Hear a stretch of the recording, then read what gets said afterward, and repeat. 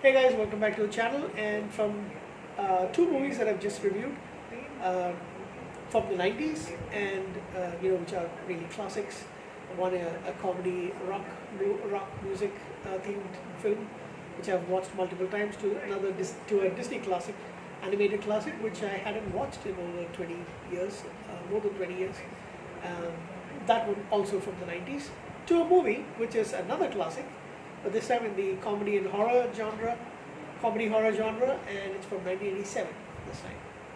So Evil Dead 2 is a movie I've watched a couple of times, at least 5 to 6 times already, before I watched it yesterday to do a review. So it's both a sequel to the first movie and also a remake. So the first movie is mostly done like a straight up horror movie. This one doesn't have too much of a connection with the first, so you can actually ignore the events of the first, and if you watch only this one, you would be led to believe that this is how it starts. And yeah, they do a lot of comedy in this film. It's amped up a lot more in the next movie, which is actually more outright comedy than horror. I should say a mix, but still more comedy, to be honest. Once again, directed by Sam Raimi. This movie is a night from 1987, and it is starring once again Bruce Campbell as Ash Williams. But like I said, it's not the same Ash Williams from the first movie. So this is basically a remake. So in this one, it's just him and his girlfriend, played by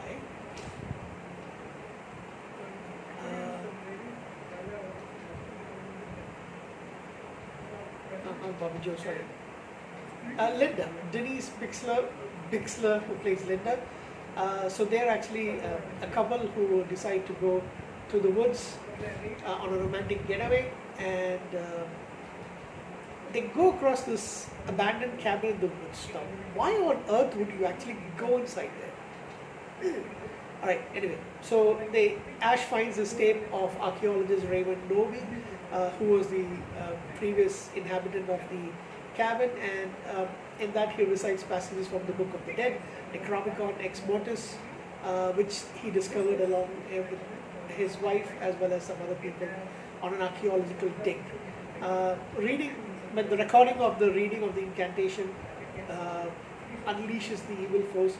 Now I think here they call it as a Kandarian demon, and it kills and possesses Linda and turns her into a deadite. She attacks Ash. He is forced to use a shovel and decapitate her, but funnily enough, she comes out later and she starts dancing.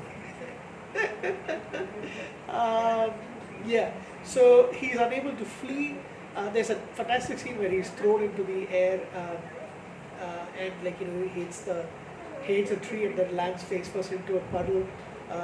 He is temporarily possessed, but the sunlight basically drives the demon away. I don't remember if that's there in the first movie. I don't think so. So no, because in the first movie he's actually attacked in the daytime. So he tries to, he tries to escape, takes his car, but sees the bridge that they had actually passed has been destroyed, just like in the first film. And then he is chased back to the cabin by the spirit, and then Linda attacks him.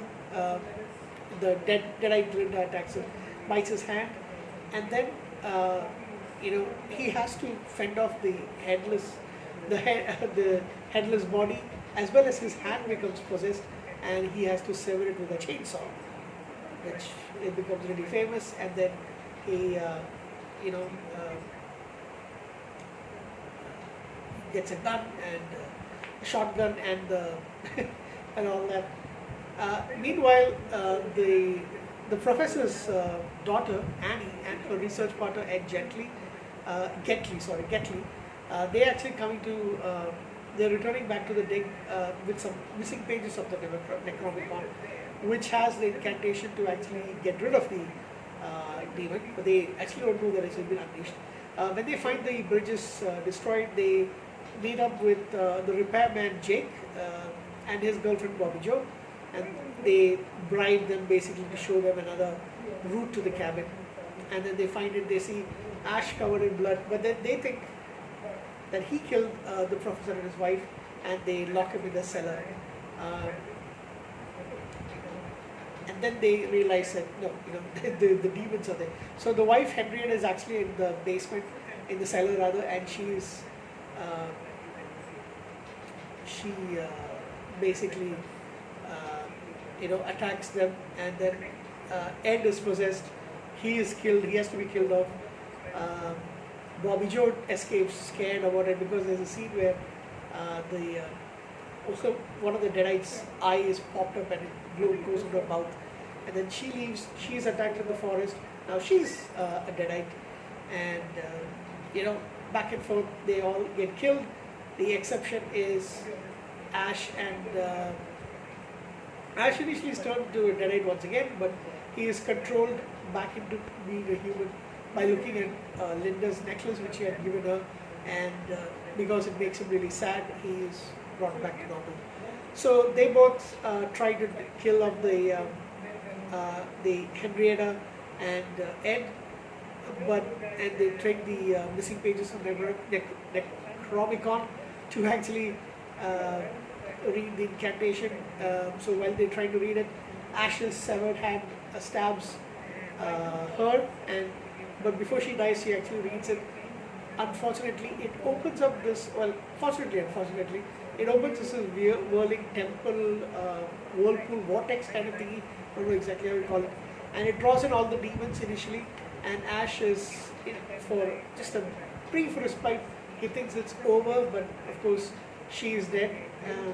But then it pulls both Ash as well as his car, and they land back in history, back in, I would say, the Middle Ages, in the past. And a group of knights, they initially mistake him for a Deadite, but then they're attacked by one of the demons, and Ash is able to kill it with a shotgun, and they hail him to be the hero.